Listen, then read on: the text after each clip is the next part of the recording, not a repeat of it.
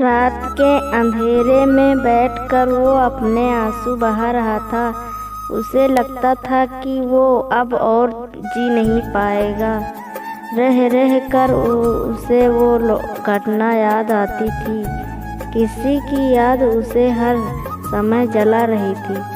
वो एक मामूली सा मास्टर था जो कि कम तनख्वाह में सिर्फ अपना खर्च ही चला सकता था।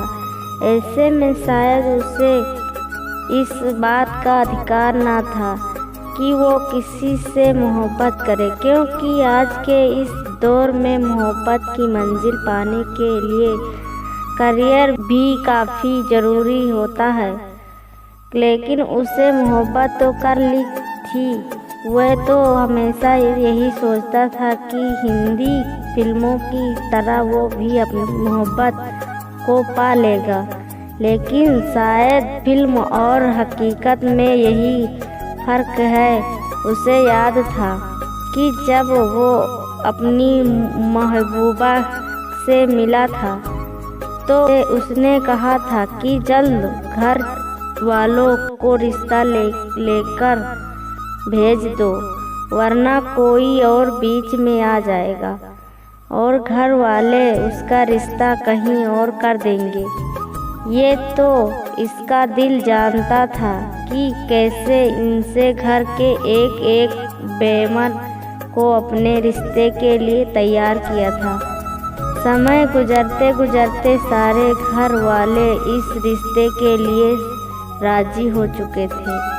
बस देर भी उनके घर रिश्तों लेकर जाने की। वहाँ से उसने भी ये यकीन दिला दिया था कि इनकार नहीं होने देगी, लेकिन होनी को कोई टाल नहीं सकता। उस लड़की की माँ और बहन ही ये चाहती थी कि इस लड़के से इसका रिश्ता कर दिया जाए, और उसके पिता की सोच कुछ अलग थी। रिश्ता पक्का करने के लिए इनसे जब उनके घर अपने घर वालों को भेजा तो उन्होंने वही खातिर तवज्जो की, और लड़की की माँ ने फ़ोन करके अपने शौहर को बुलाया और बताया कि आपकी बेटी का रिश्ता आया है। आखिर लड़की के पिता घर आए और उन्होंने इन रिश्ता लेकर आने वालों से बड़ी ही मोहब्बत से मुलाकात की और गुफ्तगू सुन की। इस बीच लड़की के पिता ने पूछा कि आपका लड़का करता क्या है, तो उन्होंने जवाब दिया कि अभी तो सिर्फ एक मास्टर ही है। तो वे बोले कि माफ़ कीजिए, और अपनी बेटी का हाथ ऐसे लड़के के हाथ में नहीं दे सकता जिसका नाम कोई करियर ही नहीं है। वो मेरी बेटी को कैसे खुश रखेगा। तो इन्होंने जवाब दिया कि लड़का लड़की आपस में मोहब्बत करते हैं।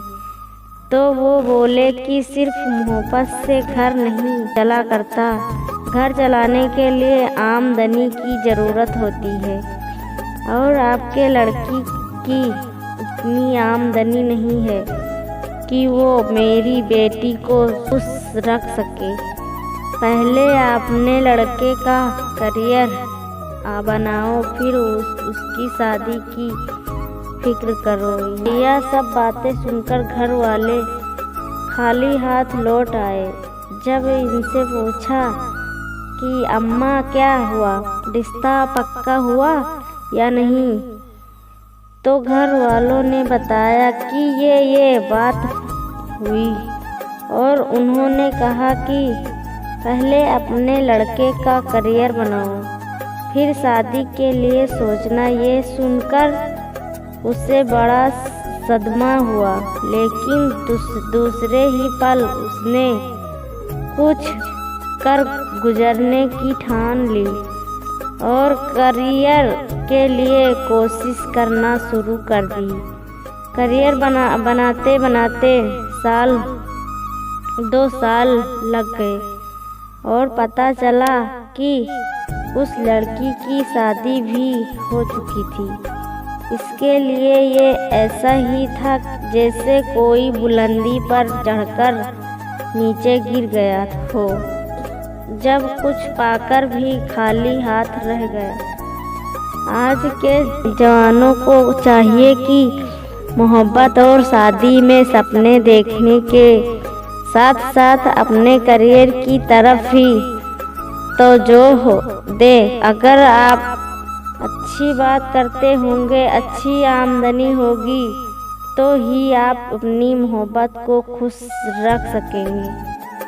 सब कुछ छोड़कर सिर्फ मोहब्बत के पीछे दौड़ना और ये उम्मीद करना कि हिंदी फिल्मों की तरह का अंत होगा, ये समझदारी नहीं है।